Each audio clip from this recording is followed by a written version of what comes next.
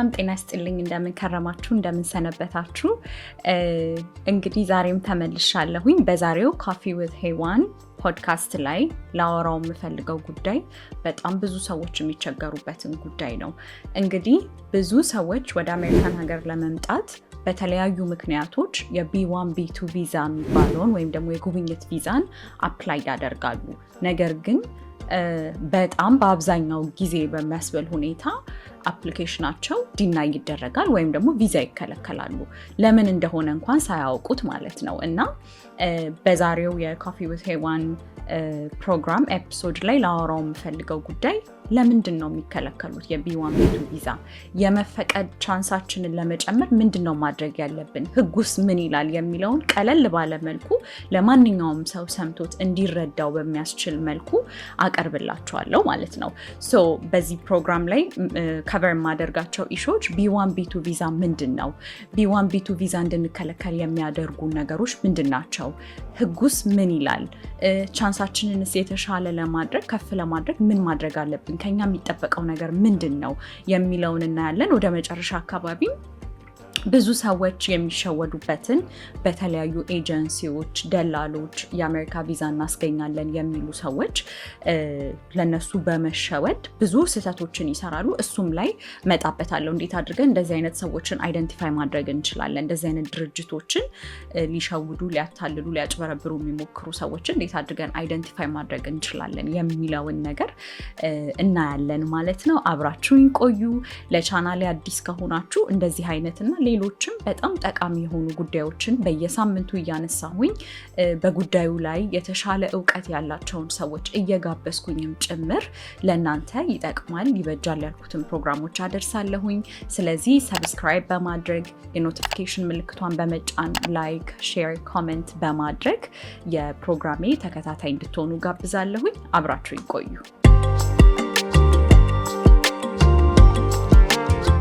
ተመልሻለሁ ተመልካቾቼ እንግዲህ እንዳልኳችሁ በዛሬው ዕለት የB1 B2 ቪዛን ብሬክዳውን አድርገን ቀለል ባለ መልኩ ለእናንተ በምትረዱበት ሊገባችሁ በሚችለው ቋንቋ ይዤላችሁ መጥቻለሁ ሶ የመጀመሪያው ጥያቄ B1 B2 ቪዛ ምንድነው የጉብኝት ቪዛ ነው እንግዲህ ብዙ ጊዜ የሚባለው ምንድነው ከሚለውን ጀምር አብዛኛዎቻችሁ B1 B2 ቪዛን ታውቁታላችሁ B1 B2 ቪዛ ማለት አንድ ሰው ወደ አሜሪካን ሀገር በነን ኢሚግራንት ወይም ስደተኛ ሳይሆን ስደተኛ አላቅም ይሄ ትክክለኛ ቋንቋ እንደሆነ ግን ስደተኛ ያልሆኑ ሰዎች በተለያዩ ምክንያቶች I think B1 B2 ቪዛ ከሌሎች የስደተኛ ያልሆኑ ቪዛዎች ሁሉ በብዙ ምክንያት ሊካሄድበት የሚችልበት የቪዛ ታይፕ ነው በግራጁዌሽን በሰርግ በኮንፈረንስ ሚቲንግ አቴንድ በማድረግ በሌሎችም ስብሰባ ኮንፈረንስ ሌሎችም ነገሮች በህክምና ጨምሮ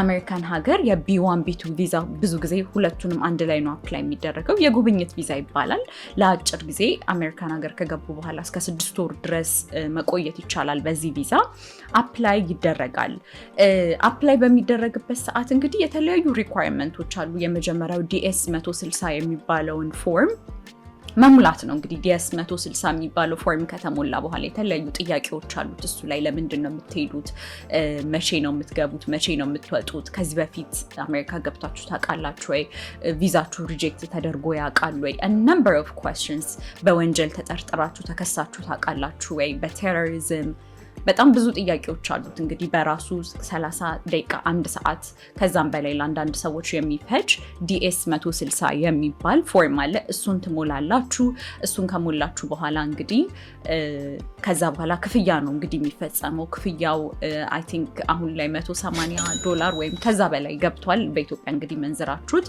I think አሁን ላይ ከ20,000 ብር በላይ ይመስለኛል የሚከፈለው በአቢሲኒያ ባንክ ነው አሁን ካልተቀየረ ላስት ታይም ቼክ እስካደረኩበት ጊዜ ድረስ አቢሲኒያ ባንክ ተሄዶ ይሄ ክፍያ ይፈጸማል ከዛ በኋላ ተመልሳችሁ ወደ ዌብሳይቱ በፈጠራችሁት አካውንት ገብታችሁ አፖይንትመንት ትይዛላችሁ ማለት ነው እንግዲህ ይሄን ይመስላል አፕላይ የማድረግ ፕሮሰሱ I think አፕላይ ማድረግ ምንም አያስቸግርም ሰዎችም ሊረዷችሁ ይችላሉ ኦንላይንም ገብታችሁ ልታዩት ትችላላችሁ እሱ አይደለም ዋናው ብዙ ሰዎች የሚቸገሩበት እንግዲህ ኢንተርቪው ሲገባ ነው ኢንተርቪው እንግዲህ በአሜሪካን ኤምባሲ ነው የሚገባው ስኬጁል በተደረጋችሁበት ቀን ቀን አሜሪካ ኤምባሲ ሄዳችሁ ቀጠሮ ይዛችሁ ነው ኢንተርቪው የምትደረጉት እና በጣም ቻሌንጂንግ የሚሆነው ኢንተርቪው ከሚያደርጋችሁ የቪዛ ኦፊሰር ወይም ኮንሱለር ኦፊሰር ጋር በጣም ጥቂት ደቂቃ ነው እንግዲህ የሚኖራችሁ ማለት ነው።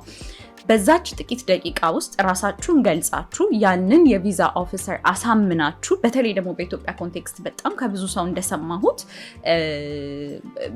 ብዙ ጊዜ ቪዛ ኦፊሰሮቹ ብዙም ኢንትረስት የላቸውም ዶክመንትም ለማየት። ይሄ አይ ቲንክ በኋላ የምንመጣበታለን። አክሮስ ቪዛ ኦፊሰርስ ወይም አብዛኛዎቹ ቪዛ ኦፊሰሮች ጋር የሚታይ ነገር ነው። በኋላ በይበልጥ ጠለቅ ባለ ሁኔታ ዲስከስ እናደርገዋለን።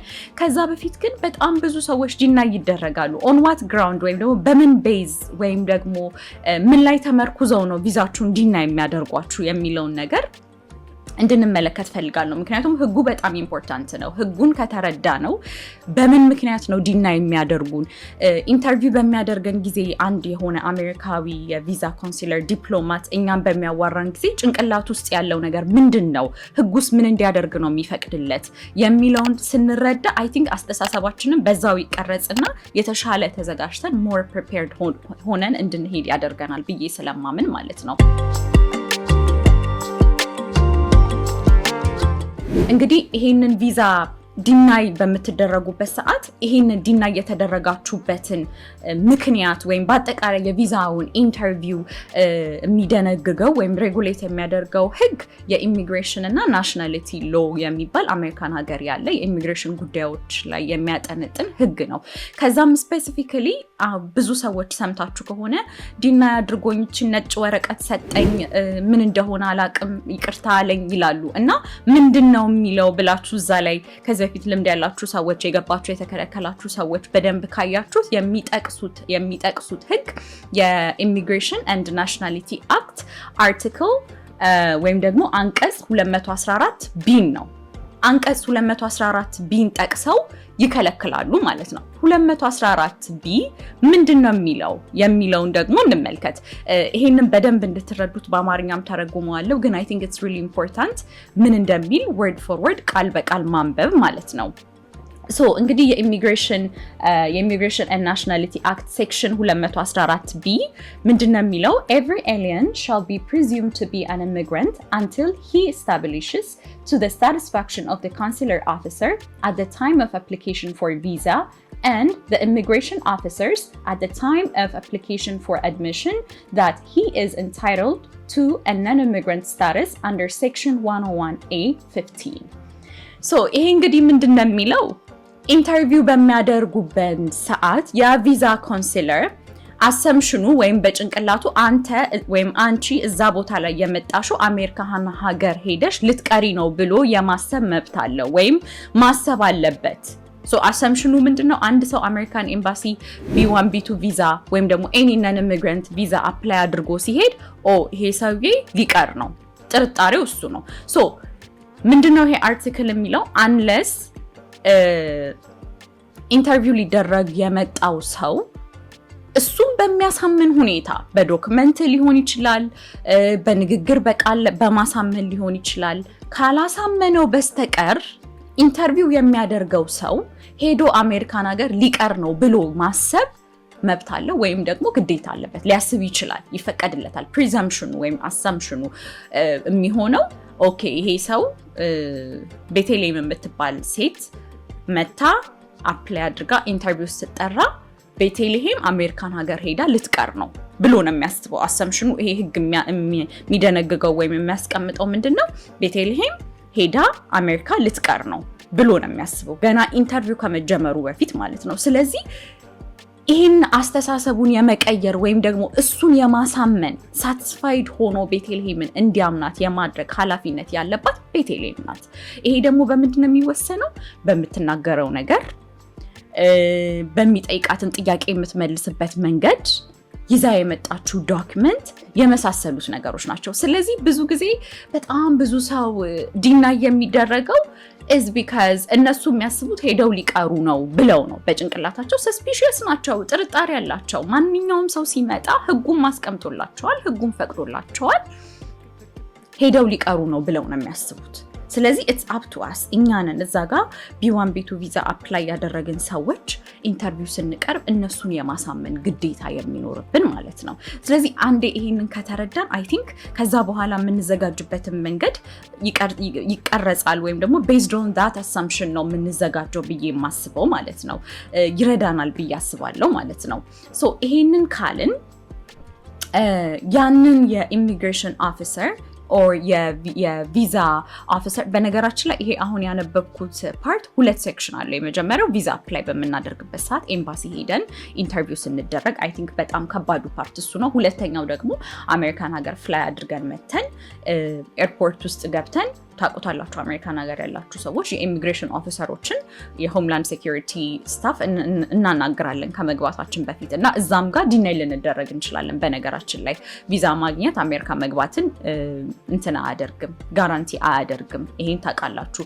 ሶ ያንንም ሰው የማሳመን ግዴታ ይኖርብናል። ግን ብዙ ጊዜ ቪዛ አግኝተን ከሄድን በኋላ አንለስ የሚጠረጥሩት ነገር የተጠራጠሩት ነገር ከሌለ በስተቀረ ያስገቡናል እንደምናውቀው ማለት ነው። ነገር ግን ይሄ አሁን ያነበብኩት አርቲክል ኢሚግሬሽን ኤንድ ናሽናሊቲ አክት ላይ ያለው 214 ቢ ቪዛ አፕላይ ስናደርግ ኤምባሲ ውስጥ ኢንተርቪው የምንደረገውንም እንደገና ደግሞ ቪዛ ካገኘን በኋላ ደግሞ ቦርደር ላይ ወይም ደግሞ ኤርፖርት ላይ የሚያናግሩንን ኦፊሰሮች ማሳመን እንዳለብን ነው የሚጠቅሰው።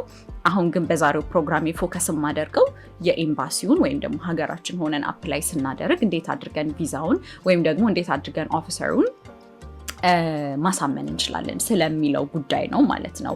ሶ ይሄንን ከተረዳን አሰምሽናቸው ሄደው ይቀራሉ ከሆነ እንዴት አድርገን ራሳችንን ፕሪፔር እናድርግ ወደሚለው እንሂድ። እንግዲህ እንዳልኳችሁ B1 B2 ቪዛ ማለት አሜሪካን ሀገር ሄጄ የሆነ ጉዳይ አለኝ፣ ያንን ጉዳይን ጨርሼ እመለሳለሁ ነው አይደለ? የመጀመሪያው ማሳየት ያለብን ነገር በጣም ጠንካራ የሆነ ግንኙነት ከሀገራችን ጋር። በጣም ጠንካራ የሆነ ግንኙነት ማለት ምን ማለት ነው? ሀገራችን ልንመለስ የምንችልበት በጣም ኢምፖርታንት ለኛ ጠቃሚ የሆነ ነገር አለ ብለን ማሳመን ነው።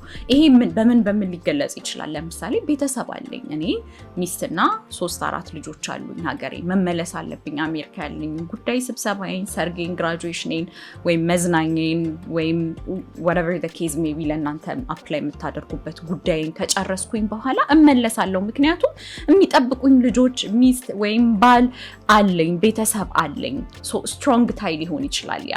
ሁለተኛው ደግሞ በጣም ጥሩ ስራ አለኝ፣ እናንተን ሀገር አልፈልግም፣ ምናልባት ልዝናና ወይም ሰርጌን አቴንድ ለማድረግ ወይም ግራጁዌሽን አቴንድ ለማድረግ ወይም ጓደኞቼን ለማግኘት ቤተሰቤን ለማግኘት ስብሰባ ለመሰብሰብ ነው እንጂ የምሄደው ከእናንተ ሀገር ጋር ምንም ጉዳይ የለኝም። ምክንያቱም በጣም የተሻለ ስራ አለኝ፣ የተሻለ ገቢ አለኝ፣ ሀገሬ ተዝናንቼ ነው የምኖረው የሚለውን ማሳየት ማለት ነው። ይሄን ደግሞ በምንድን ነው የምናሳየው? ስራ፣ ቆንጆ ስራ ካለን የራሳችን ቢዝነስ ሊሆን ይችላል። ኢቭን ተቀጥረንም ብንሰራ ጥሩ ገቢ አለኝ፣ ሀገሬ ተመልሼ መጥቼ ያንን ነገር ነው መቀጠል የምፈልገው፣ አሜሪካን ሄዶ የሚያስቀረኝ ምንም ጉዳይ የለኝም። ሶ የተሻለ ስራ፣ የተሻለ ገቢ እንዳለኝ ወይም ደግሞ ባንካችን ውስጥ በብዙ ሚሊዮኖች የሚቆጠሩ ገንዘብ አለኝ። እንግዲህ እነኚህ ነገሮች ያሳያሉ እንጂ ጋራንቲ አያደርጉም። አደኝ ደፍተዴ እነኚህ ሁሉ ነገርም ኖረው ዲናይ ልንደረግ እንችላለን። ነገር ግን ዛሬ የማወራው ቻንሳችንን ሊያሳድጉልን በተወሰነ መልኩም ቢሆን ቻንሳችንን ሊያሳድጉልን ይችላሉ ብዬ የማስባቸውን ነገሮች ነው የምነግራችሁ ማለት ነው። ስለዚህ ሀገሬ ስመለስ ጥሩ ስራ አለኝ፣ ጥሩ ገቢ አለኝ፣ ቤት አለኝ የራሴ፣ መኪና አለኝ የራሴ፣ የተሻለ ላይፍ አለኝ ኢትዮጵያ ውስጥ። ስለዚህ እዛ ሄጄ ልቀርበት የምችለው ምንም አይነት ምክንያት የለኝም። እሱ ነው እንግዲህ ያው በግልጽ እንደዛ ባትሏቸውም በምታሳዩቸው ዶክመንቶች የምትነግሯቸው እሱን ነው የሚሆነው ማለት ነው። ወይም ደግሞ ሀብት ላይሆን ይችላል ወይም ንብረት ላይሆን ይችላል። ለምሳሌ ትምህርት አለኝ፣ እኔ የ3ኛ ዓመት የሕክምና ተማሪ ነኝ፣ ወይም እኔ የ2ኛ ዓመት የቢዝነስ ማኔጅመንት ተማሪ ነኝ፣ ኦር የማርኬቲንግ ተማሪ ነኝ ሐዋሳ ዩኒቨርሲቲ፣ አዲስ አበባ ዩኒቨርሲቲ ተመልሼ መጥቼ ትምህርቴን መጨረስ እችላለሁ ስትሉ ከትምህርት ቤታችሁ የሚጻፍላችሁ ሌተር ሊሆን ይችላል፣ ግሬድ ሪፖርታችሁ ሊሆን ይችላል፣ ወይም ደግሞ ተማሪ መሆናችሁን የሚያሳይ አይዲ ሊሆን ይችላል። ሶ እነኚህን ዶክመንቶች ይዛችሁ መቅረብ እናንተ ከሀገራችሁ ጋር ያላችሁን ስትሮንግ ታይ። ምክንያቱም ቅድም ምን አልኳችሁ፣ ይሄ ሰው የሚያስበው ኢንተርቪው የሚያደርገን አሜሪካ ኤምባሲ ያለው ቪዛ ኦፊሰር ወይም ኮንሱለር ኦፊሰር የሚያስበው ሄዳችሁ ልትቀሩ ነው ብሎ ነው። አሰብሽን ውስጡ ነው፣ ህጉም ፈቅዶለታል። ስለዚህ ያንን ሰው የማሳመን ኃላፊነት የእናንተ ነው ማለት ነው። በምንድን ነው የምታሳምኑት? ከሀገራችሁ ጋር የጠበቀ ግንኙነት እንዳላችሁ ወይም ስትሮንግ ታይ እንዳላችሁ በማሳየት ነው ማለት ነው። እና ቅድም የዘረዘርኳችሁ የትምህርት ሁኔታ፣ የትዳር ሁኔታ፣ የቤተሰብ ሁኔታ፣ የስራ ሁኔታ፣ የኢኮኖሚ ሁኔታ፣ እነኚህ ሁሉ የተሻለ ህይወት ነው ያለኝ ኢትዮጵያ ውስጥ አሜሪካን ሀገር ሄጄ አልቀርም ወይም ቤተሰቦቼን ጥዬ አልቀርም፣ ትምህርቴን ትቼ አልቀርም የሚለውን ማሳየት መቻል ማለት ነው። ከዛ በመቀጠል ክሊርሊ ፐርፐዝ ኦፍ ትራቭላችሁ ምንድን ነው? ለምንድን ነው የምትሄዱት? ኦኬ፣ ለምንድን ነው የምትሄዱት? ግራጁዌሽን አቴንድ ለማድረግ ነው? ዲዝኒላንድን ሄዶ ለመጎብኘት ነው ከልጆቻችሁ ጋር?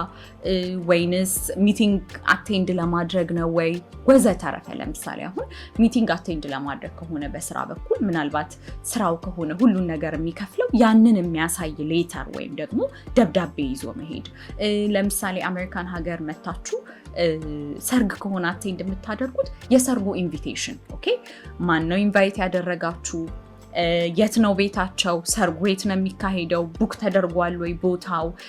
ቢቻል ደግሞ አሜሪካን ሀገር ያለው ሰው ኢንቪቴሽን የላከላችሁ ሰው ለምሳሌ ሄዳችሁ እዛ ሰው ጋር ከሆነ የምታርፉት እኔ ቤቱን፣ ምግቡን፣ ትራንስፖርቱን ብቻ እነሱ ከቨር የሚያደርጉት ወጪ ካለ በግልጽ እነሱ ከቨር የሚያደርጉትን ወጪ ጠቅሰው ቢቻልና ፈቃደኛ ቢሆኑ ደግሞ የእነሱንም የኢኮኖሚክ ስታተስ ስራቸው ምንድነው፣ ገቢያቸው ምንድነው፣ ቢቻል ባንክ ስቴትመንታቸው ከመስሪያ ቤታቸው ፔስታብ ይሉታል እዚህ ሀገር በየወሩ ወይም በየ2 ሳምንቱ የሚያገኙት ገንዘብ ሊሆን ይችላል። እነዛን ሁሉ ኢንቪቴሽን ሌተሩ ጋር አያይዘው ቢልኩላችሁ፣ ግራጁዌሽንም ከሆነ ከትምህርት ቤታቸው የተመረቁበትን የሚመረቁበትን አመት ብዙ ጊዜ የዲን ኦፊስ ለምሳሌ እኔ ተማሪ በነበርኩበት ጊዜ ግራጁዌት ሳደርግ ከዲን ኦፊስ ወይም ከትምህርት ቤቴ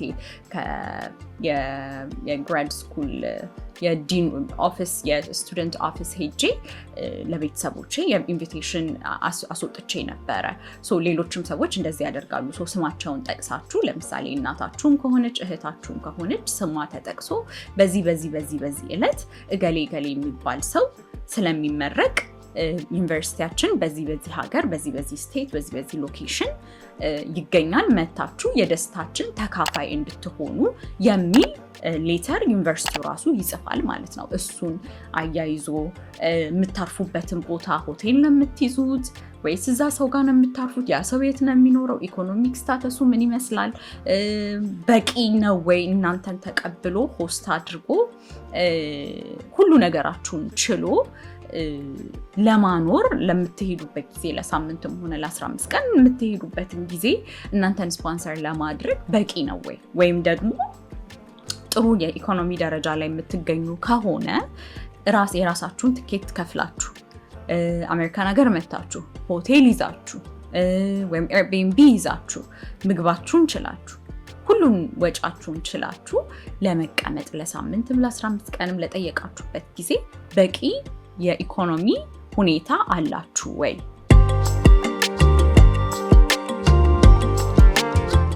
ስለዚህ እንዳልኳችሁ ራሳችሁ ወጫችሁን ከቨር የምታደርጉ የምትችሉ ከሆነ that's fine። ነገር ግን ያንን የማድረግ ካፓሲቲ የኢኮኖሚክ ካፓሲቲ እንዳላችሁ ማሳየት መቻል አለባችሁ። የባንክ ስቴትመንት ሊሆን ይችላል፣ እንደነገርኳችሁ ቢዝነሳችሁ ሊሆን ይችላል፣ ብዙ ቤት ያላችሁ ሰዎች ልትሆኑ ትችላላችሁ። ብቻ ያንን ስታተሳችሁን የሚያሳይ ጥሩ ዶክመንት ይዞ መቅረብ፣ ይሄ በጣም ኢምፖርታንት ነገር ነው። ያ ሰው ከሆነ ደግሞ የሚችላችሁ አሜሪካን ሀገር ኢንቫይት ያደረጋችሁ ሰው ከሆነ ደግሞ ወጫችሁን ከቨር የሚያደርገው ትኬቷን፣ መኖሪያዋን፣ የምግቧን ሁሉንም ወጪዋን እኔ ነኝ ቴክ ኬር የማደርገው ወይም ደግሞ የምችላት ብሎ ሌተር ኢን አዲሽን ቱ የዌዲንግ ኢንቪቴሽን ሌተሩም በተጨማሪ ገሌ ይባላለሁኝ ከገሌ ጋር ያለኝ ሪሌሽንሺፕ ወይም ግንኙነት ይሄንን ይመስላል፣ በዚህ ቀን ስለማገባ ለምሳሌ ሰርግ ከሆነ በዚህ ቀን ስለማገባ መጥቶ ያ ሰው ሚዜ እንዲሆን ከሆነ የሚፈለገው ሚዜ እንዲሆንልኝ ወይም ደግሞ እንዲታደም ሰርጉ እንዲታደም ብቻ ከሆነ የሚፈልገው ሰርጌን እንዲታደምልኝ ኤምባሲው እንዲተባበረው ወይም እንዲተባበራ ትጠይቃለሁኝ። ወጪዎቿን በሙሉ እኔን ከቨር የማደርገው በዚህ ሎኬሽን በዚህ ቦታ ዋሽንግተን ዲሲ ከሆነ ለምሳሌ በዚህ አድሬስ ዋሽንግተን ዲሲ በሚገኘው መኖሪያ ቤቴ ነው የምታርፈው፣ ወጪዋን በሙሉ እኔን ከቨር ማደርገው። ይሄንንም ለማሳየት ገቢ ይሄንን ይመስላል።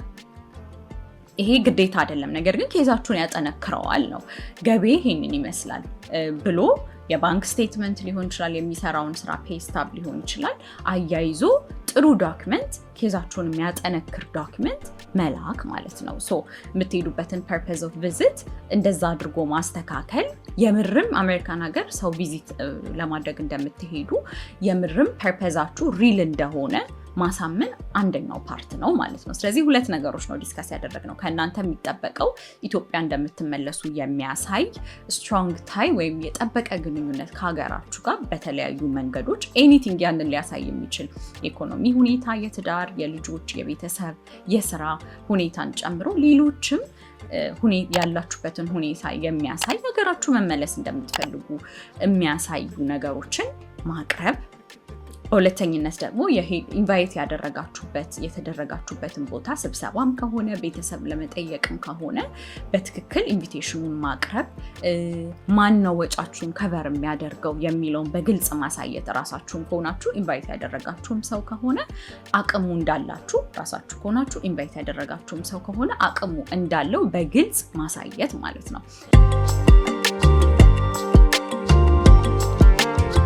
እንግዲህ እነኚህን ሁለት ጠቃሚ ነገሮች ካየን ወደ ሶስተኛው እጅግ በጣም ጠቃሚ ወደ ሆነው ነገር እንሂድ።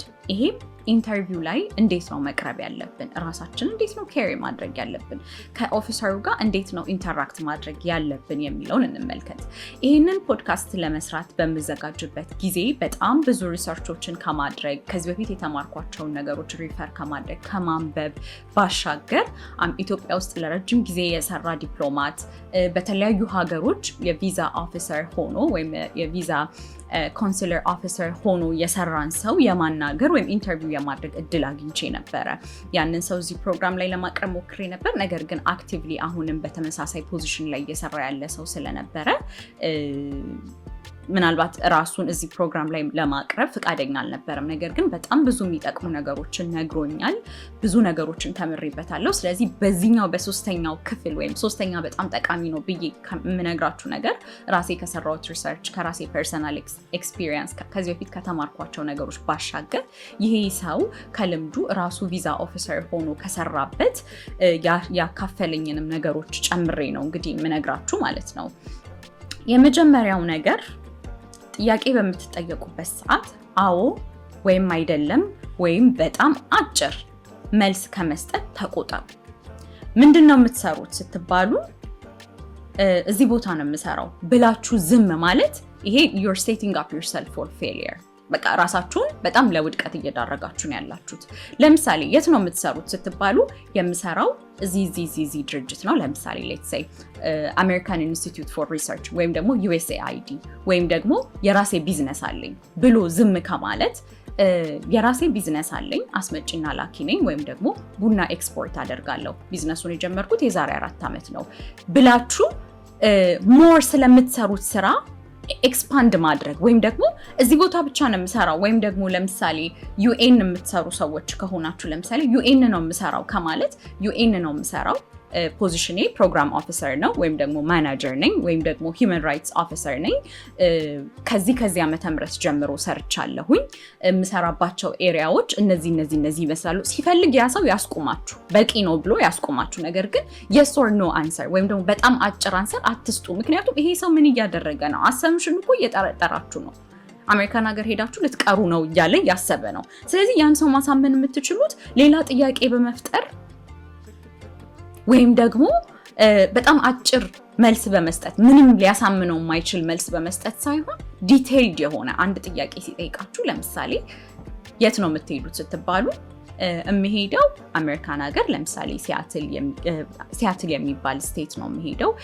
በጣም አብሮ አደጌ የሆነችው ወይም ከዝኔ የሆነችው ወይም እህቴ ስለምታገባ እዛ ሰርግ ላይ እንድታደም ስለጋበዘችኝ ቀጥሉበት፣ ኤክስፓንድ አድርጉት ሞር ለምን እንደምትሄዱ እንኳን ስታስረዱ ማለት ነው። ምንድነው የምትሰሩት ስትባሉ እንደነገርኳችሁ እዚህ መስሪያ ቤት ነው የምሰራው ከማለት እዚህ መስሪያ ቤት ነው የምሰራው፣ ሮሌ ይሄ ነው፣ በዚህ ጊዜ ነው የጀመርኩት፣ ስራዬ የሚያጠቃልለው ይሄን ነው፣ ስራዬን በጣም ወደዋለሁ ኢንስቴድ ኦፍ እዚህ መስሪያ ቤት ብቻ ነው የምሰራው ብሎ ዝም ከማለት ማለት ነው።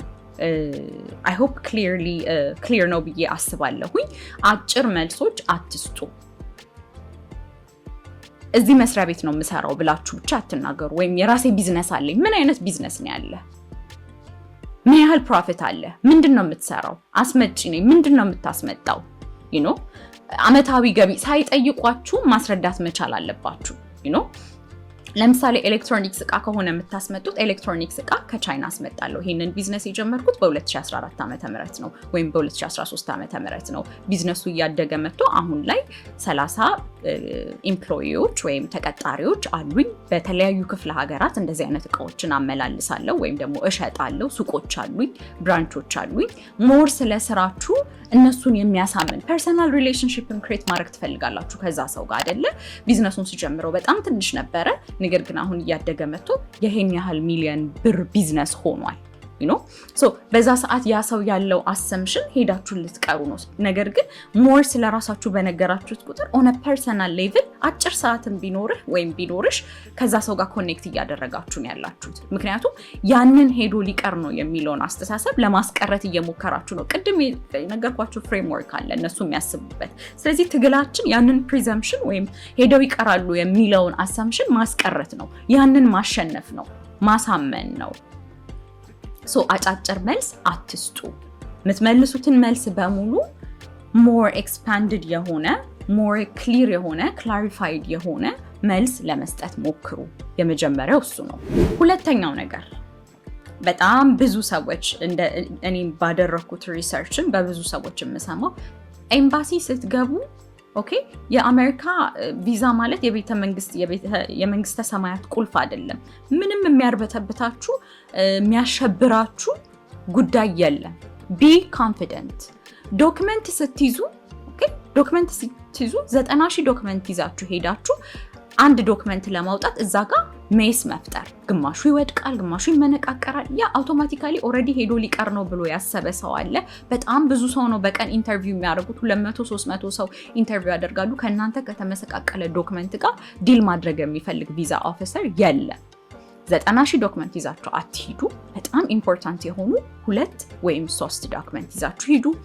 በዶክመንት መያዣ አድርጋችሁ ቢቻል ምልክት አድርጋችሁበት በስክሪፕቶ ሊሆን ይችላል፣ በከለር ወይም ደግሞ በኤኒቲንግ የትኛው የባንክ ስቴትመንቴ ነው፣ የትኛው የስራ ሁኔታዬን ይገልጻል፣ የትኛው ማሪታል ስታተስን የቤተሰብ ሁኔታዬን ይገልጻል የሚለው ሶዛት ወዲያው ስትጠየቁ ወይም ሳትጠየቁ ውጥት አድርጋችሁ መስጠት። ኦርጋናይዝድ ሆኖ መሄድ፣ አለመረበሽ፣ አለመሸበር፣ አለመርበትበት።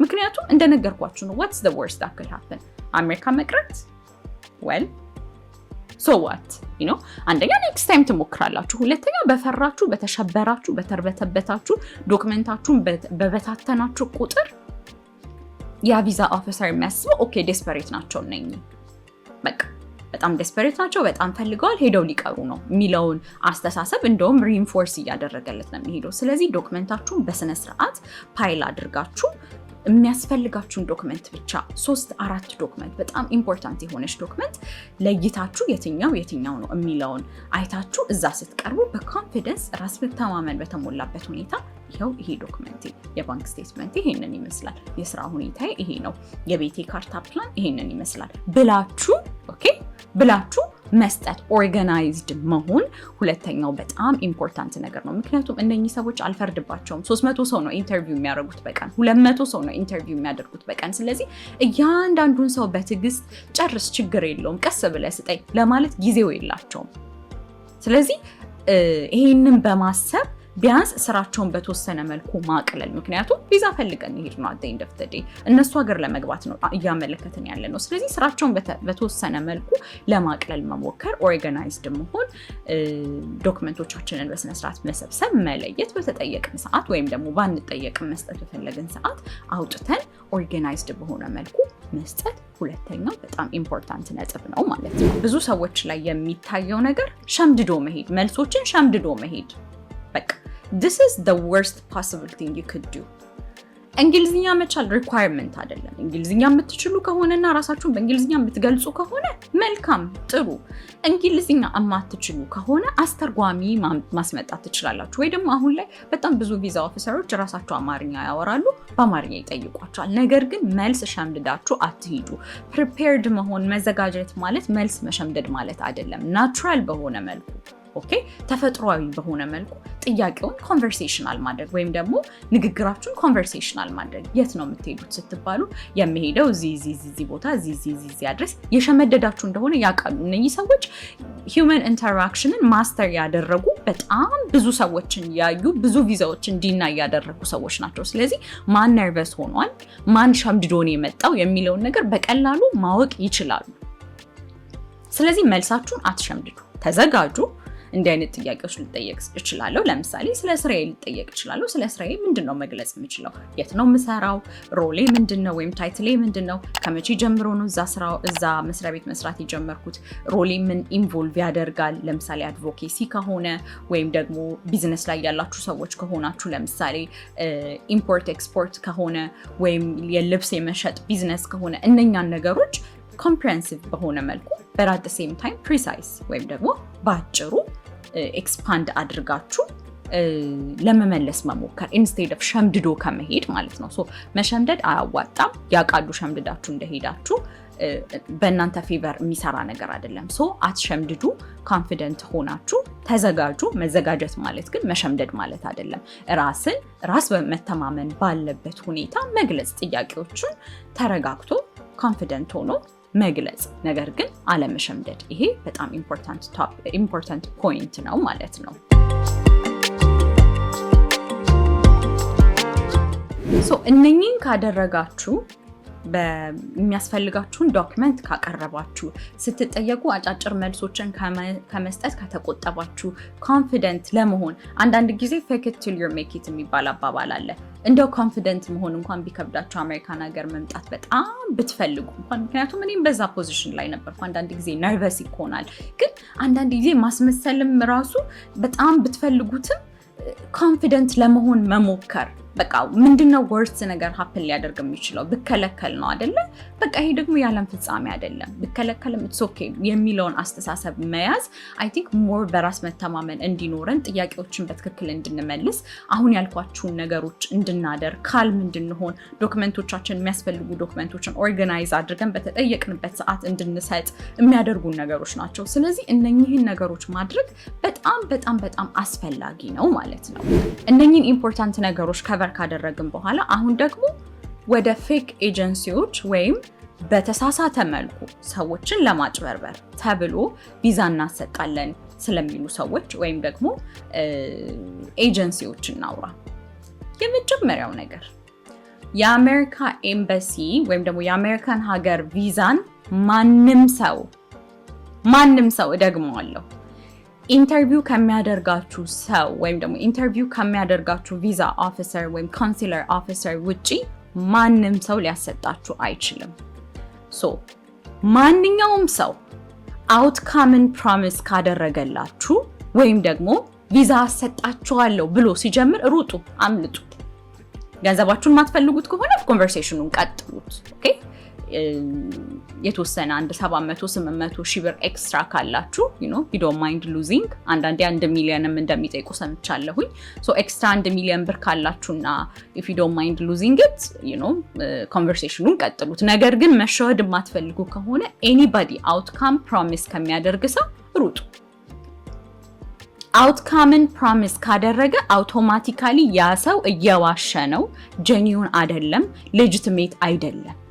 ማንም ሰው እንደነገርኳችሁ የአሜሪካ ፕሬዝዳንት ዶናልድ ትራምፕን ጨምሮ ማንም ሰው የአሜሪካንን ቪዛ ሊያሰጣችሁ አይችልም። ብቸኛው የአሜሪካንን ቪዛ ሊፈቅድላችሁ የሚችለው ኢንተርቪው ያደረጋችሁ ኮንሱለር ኦፊሰር ወይም ደግሞ የቪዛ ኦፊሰሩ ብቻ ነው።